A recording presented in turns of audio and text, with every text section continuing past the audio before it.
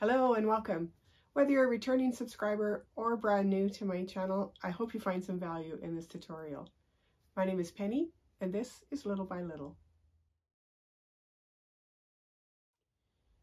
In this video, we're going to go back to the house itself and I'm going to start building some doors.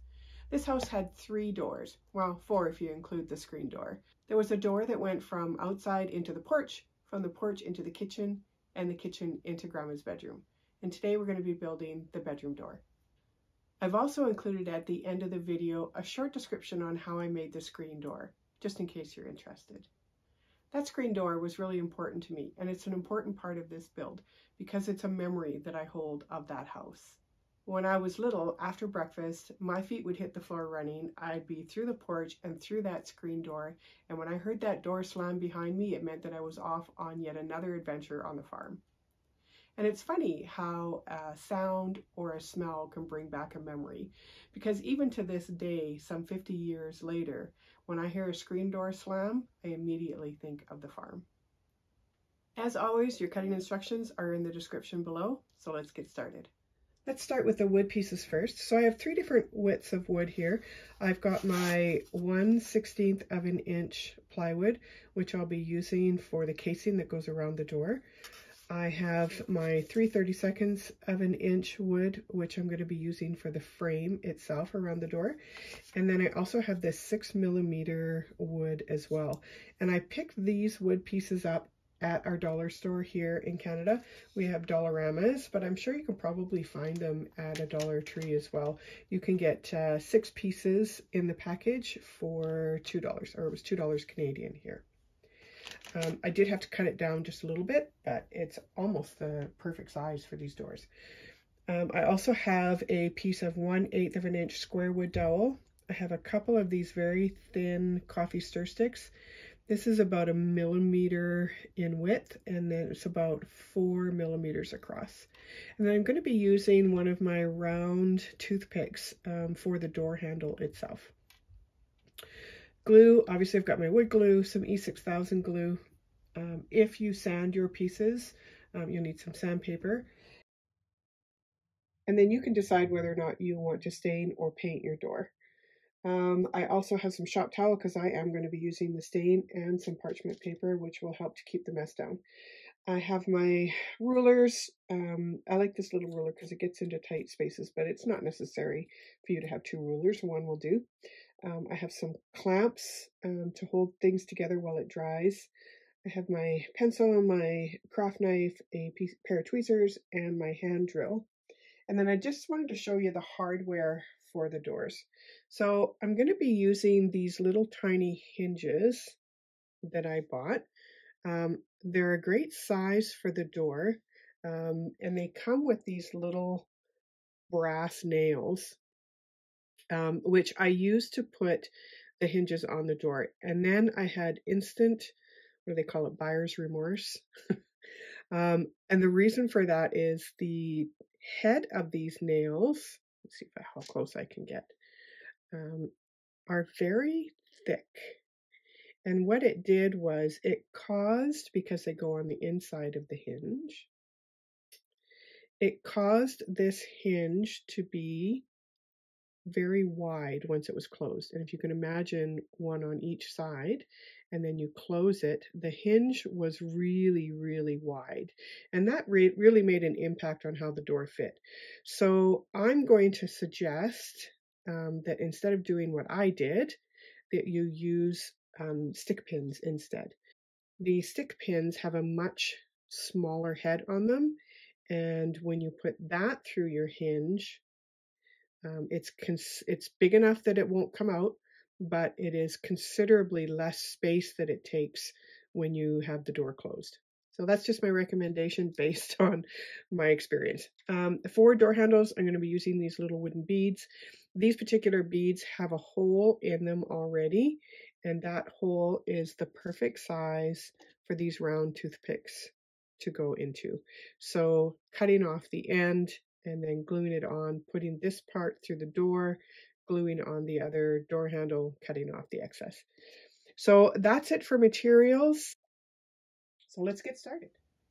Before we start putting this door together, I thought it would be a good idea to just review or revisit the doorway itself, especially if you haven't watched the video on how I created the internal walls. So what I did was I cut out a piece of the foam in the floor so that when I put my four-sided frame around for the doorway, that the bottom of the frame would sit flush with the top of the floor. And so this piece, which is 3/32 of an inch, and that's the type of wood that I'm going to use for the frame itself, actually sits right down flush in that area to make that area flush. And I did that for all three of the doorways that I have to create. Now there is a second piece, of course, for the top of the frame, which will sit up top like that. And then I also have the two side pieces, which will sit on top of the base and then below the top piece. And so that's kind of why I'm going to build the frame the way it is. And so I thought it was important to show you that. Now, the other thing that I do want to talk about is the measurement as well of the doorway. So from the top of this piece, so flush with the floor, to the top of the doorway is 6 31/32 of an inch high. I was aiming for 7 inches. I didn't quite get there. And then the distance across from one side to the other is 2 11/16 of an inch. So having said all that, let's get back to the work table and let's put it together.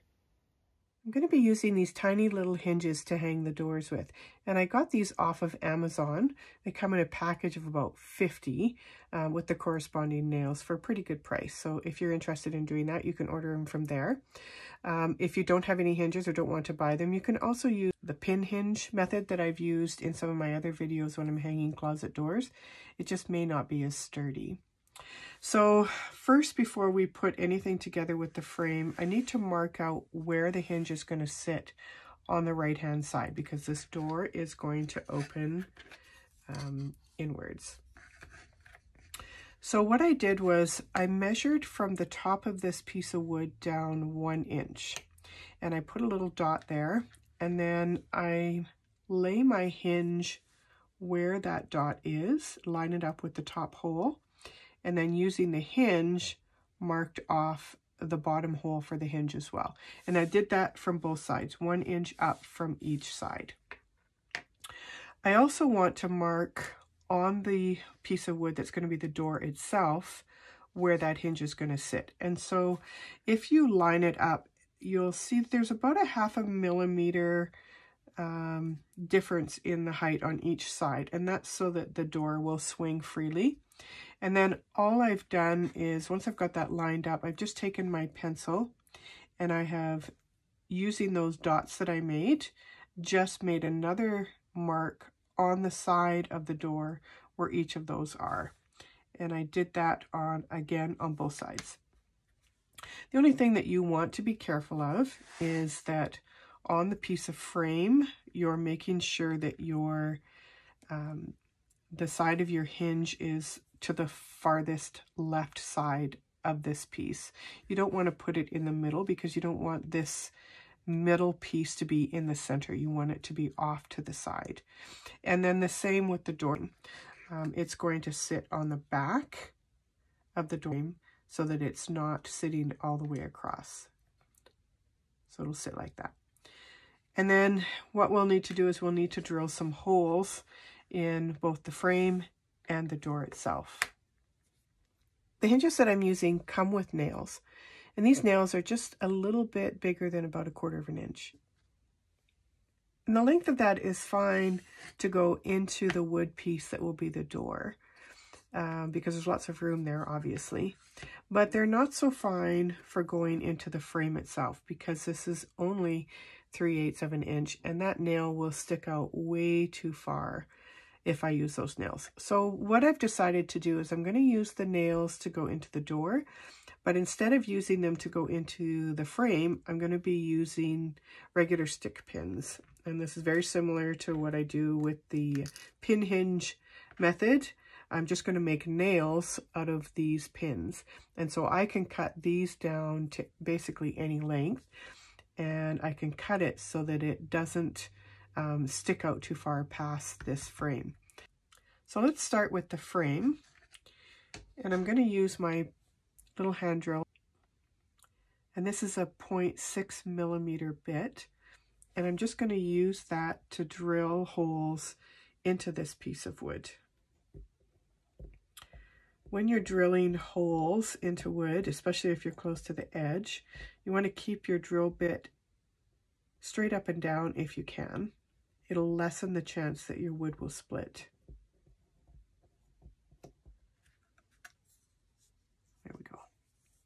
So do the same to the other 3 holes as well. So I finished drilling my holes in this frame piece, and I've also gone ahead and drilled the holes into the door. We're going to attach these hinges to the door first. So again, making sure that your hinge is going the right direction for the way that you want the door to swing.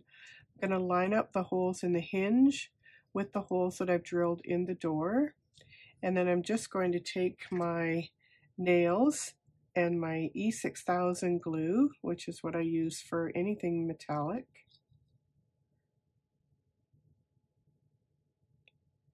And we'll just pop that nail into the hole.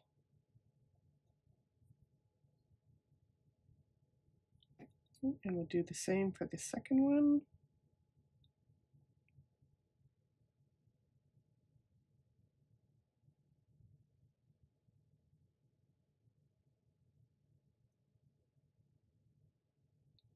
Now I'm going to take a toothpick and I'm going to wipe away any excess glue that's on the outside, because I don't want glue to start binding up the actual hinge itself, because we do certainly want it to move freely once it's dry.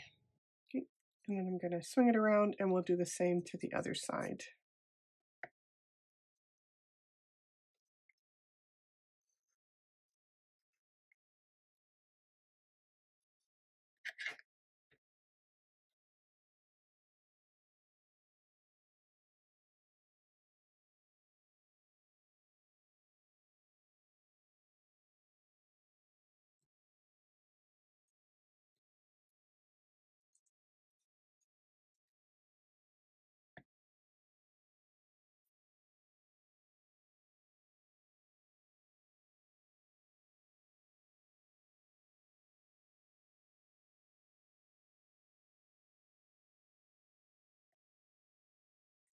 Okay, we're going to make sure we give that a lot of time to dry.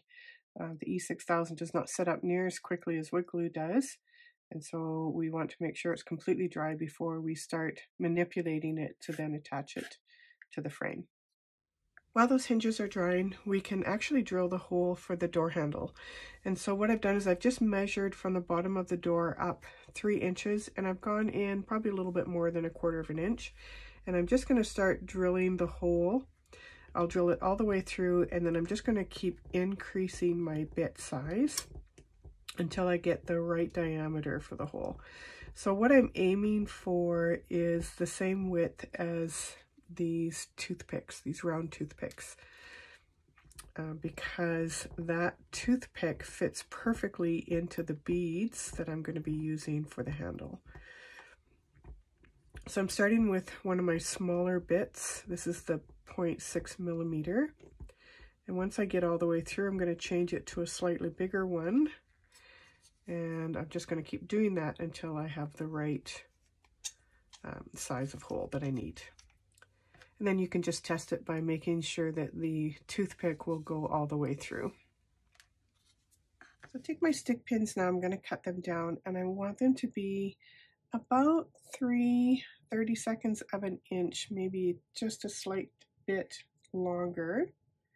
And so I'm just going to use my wire cutters.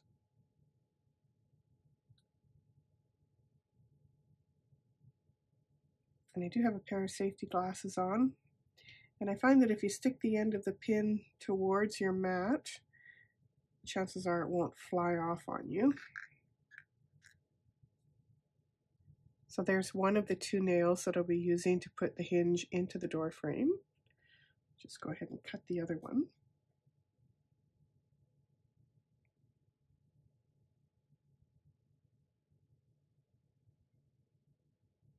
That's probably really tricky to see.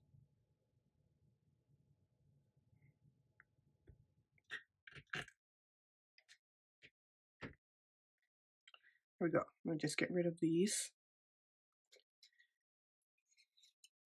So let's bring this back. Now I've just put a few spare pieces of wood underneath just to keep it up off of the mat, because the bottom of that hinge does come down lower than the bottom of the door. Just takes the pressure off the hinge. And I'm going to slide my door frame inside. And first thing I'm going to do is put some glue on. So once again, we're using the E6000 glue. And I'm going to put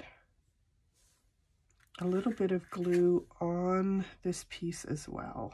I didn't do that on the other side, and I feel like I should have.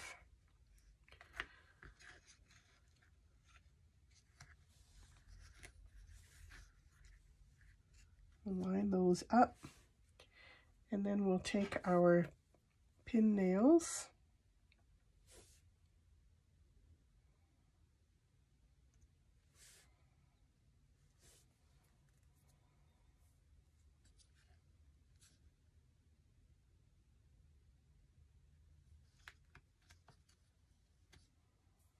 and drop those in place.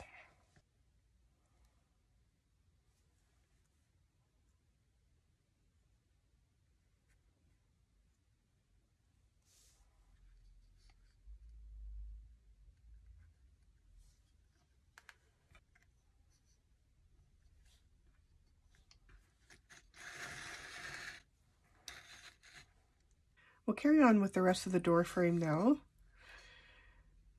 So I'm going to put some glue up on the top of this side piece.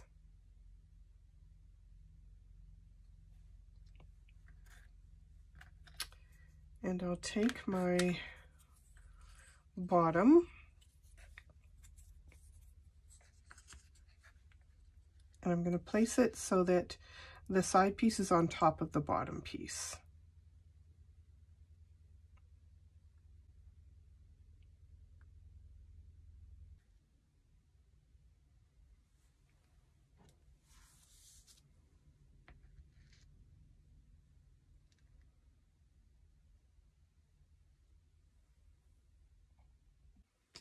And we'll do the other side as well.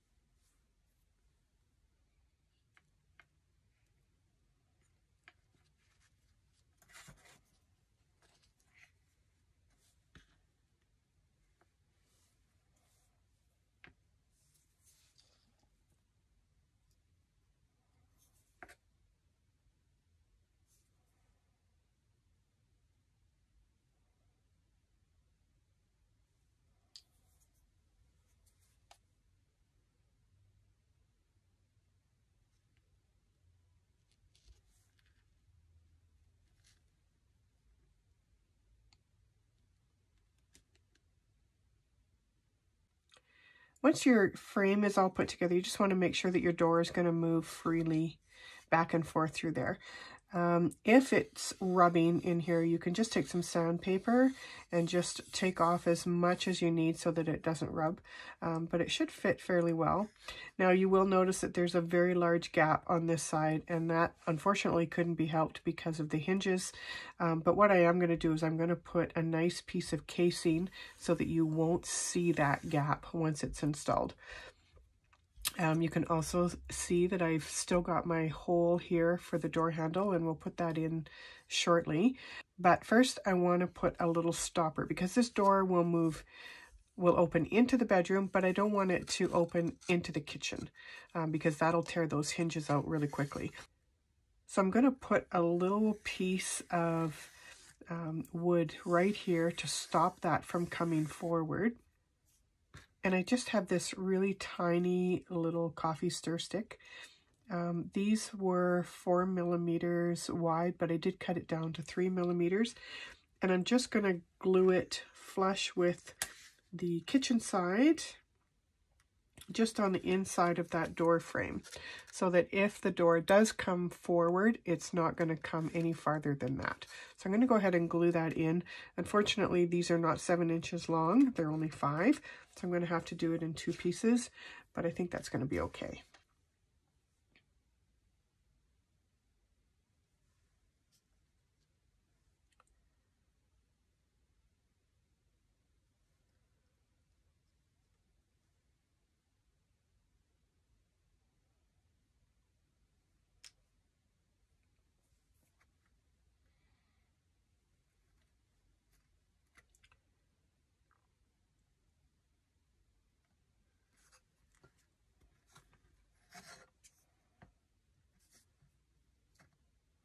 And I'm going to go ahead and clamp that down as well so that it dries nice and flat.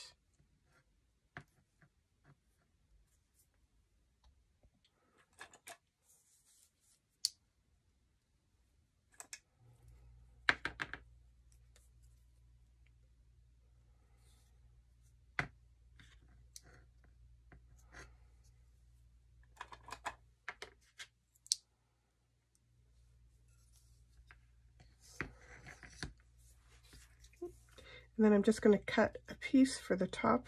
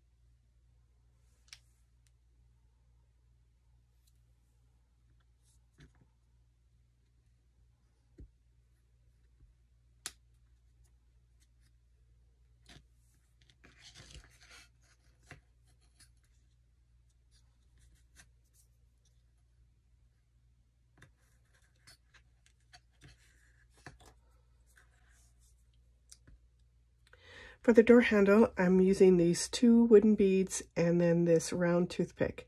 So basically what'll happen is this toothpick will be glued into one side of the bead. This will go through the hole of the door, and then of course this side on the other side of the door will go into this bead, and they'll both be glued on there so that they don't come loose. And I've left just enough space in between to fit the width of the door. Now that the door is stained, I find that I'm still not very happy with this gap that's caused by the width of the hinges. Even though the bulk of that hinge sits outside of the door frame, the inside, when you include the nails, does make that gap still quite large.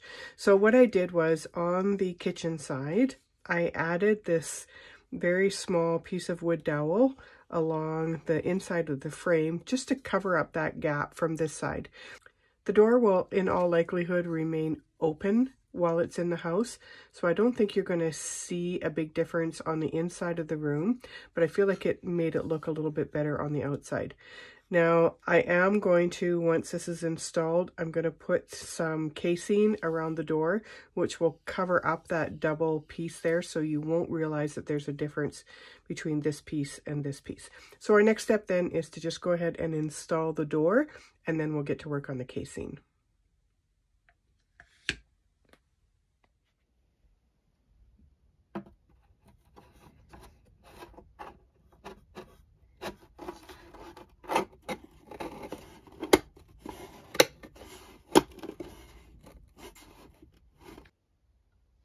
There's no need to glue the door into the space. once you've got your casing on, there's no way for that door to come out. So I just wanted to show you the door installed, and that the door does move freely in and out. And so all that's left then is to just put the casing on. So I've put the measurements for the casing in your cutting instructions, but I would recommend going in and measuring this area first before you cut those pieces. So what we're going to measure is basically the inside of the door frame itself. And so I've made two pieces just to show you. So on the left side, it's going to cover all of that extra wood. And then the top piece, of course, and then I have a third piece that will go down, which is the same size as the one on the left. So now I'm going to finish putting this casing together, and I'm going to stain it before I put it around the door frame, because I do not want to get stain on this wall. The casing is now on this side. You want to make sure that you're doing the same kind of casing on the opposite side of the door in the bedroom as well. And then what I'm going to do is I have two more doors left. I'm going to do those both off camera. I have the door that goes from the porch into the kitchen, and then the outside door as well. And once this door is installed, then I'm going to start working on some baseboard. I don't think I'm going to do that on camera. It's pretty basic. I'm just going to use some coffee stir sticks and just lay them down on the floor on the wall next to the floor. I wish now that I had included the screen door, putting it in there, but I did want to show it to you in case it is something that you want to do, and I'll give you a quick description on how I put it together. So without the screen door, the process is exactly the same as it was on the video itself. I made the inside door, it opens. The only thing that I did differently, because these main doors kind of sit back against the bottom of the frame, there is enough room for me to add that screen door in the front. So I'm just going to get rid of that door so it's not so distracting. And then basically what I did for making the screen door was I just used my 1/16 of an inch wood, and I made two frames. So and these are just basic cuts. So I've cut from my side pieces, my two top and bottom pieces, and then a brace in the middle. And I made that frame to fit that area. And then I made a second frame the exact same size. And in between the two, I put my mock screen door. And all this is, if you go to any kind of paint store and you ask them for a paint straining bag, they give you this little mesh bag that you can strain old paint through to get rid of any kind of clumps. And it's a very soft material, but the look of it looks just like a screen door. And so it worked really well. And then I just popped a handle on.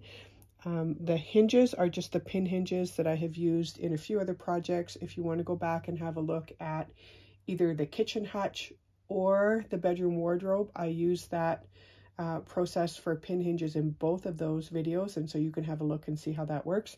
And it just went from the top of the frame that I built that holds the doors in into the tops and bottom of the door. But if you do want to see how that's made, you can leave a comment below, and maybe I'll do a much shorter version of this video and show you the screen door itself. Anyway, that's it for today. Thanks very much for joining me. I hope if you haven't already, you'll consider subscribing. Please feel free to leave any comments you wish below, any suggestions or feedback. I always love to hear new ideas, and go ahead and give me a like. Have a great day. We'll see you in the next one.